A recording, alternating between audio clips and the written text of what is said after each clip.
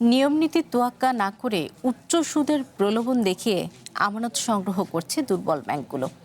বাংলাদেশ ব্যাংকের বেঁধে দেওয়া স্প্রেড নীতি লঙ্ঘন করে এই আগ্রাসী আমানত সংগ্রহ পুরো ব্যাংকিং খাতকে ঝুঁকির মুখে ফেলবে বলছেন বিশেষজ্ঞরা। বেশি সুদের প্রলোভনে না পড়ে ব্যাংকের আর্থিক সক্ষমতা যাচাই করে আমানতকারীদের আমানত রাখা পরামর্শ তাদের। ভবিষ্যৎ হোক নিরাপদ, বিনিয়োগ হোক বিশ্বস্ত, আর আমার পছন্দ সল্ট বে। ওয়েলকাম টু সল্ট বে। খেলাপি ঋণের পাহাড়, সুশাসনের অভাব আর দীর্ঘদিনের তারল্য সংকটে নাজুক দেশের 1 ডজনেরও বেশি ব্যাংক।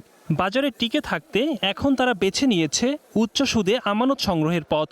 বিভিন্ন ব্যাংকের তথ্য বিশ্লেষণে দেখা যায়, AB bank, Bengal commercial, basic bank, মেঘনা ব্যাংক, বাংলাদেশ ডেভেলপমেন্ট ব্যাংক এবং এনআরবি ব্যাংক 9% বেশি সুদে আমানত সংগ্রহ করছে। আর community bank, Padma bank, citizens bank, IFIC, Madhumati ব্যাংকের আমানতের সুদ হার 8% বেশি।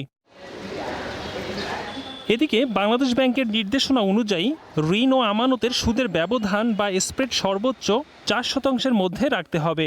অর্থাৎ আমানতের সুদ যত বাড়বে, ঋণের সুদও সেই অনুপাতে বাড়ানোর সুযোগ সীমিত। কিন্তু বাস্তবে দুর্বল ব্যাংক এই সীমা মানছে না।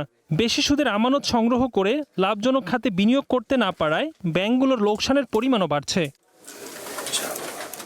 যেসব ব্যাংকের আর্থিক ভিত্তি দুর্বল, তারাই মরিয়া হয়ে বেশি সুদে আমানত তুলছে, এমনটা বলছেন সাবেক গভর্নর আহসান এস মনসুর। দুর্বল ব্যাংক আমানত বেশি হারে নিলে তারা আরো দুর্বল হয়ে পড়ে, কারণ এই টাকাটা তো শোধ দিতে হবে এবং তারা অনেক সময় তাদের পিঠ দেওয়ালে ঠেকানো, কোনো উপায় নেই, নেয় যে এখন তো বেশি নেই, পরে মরবো, পরে মরে ঠিকই।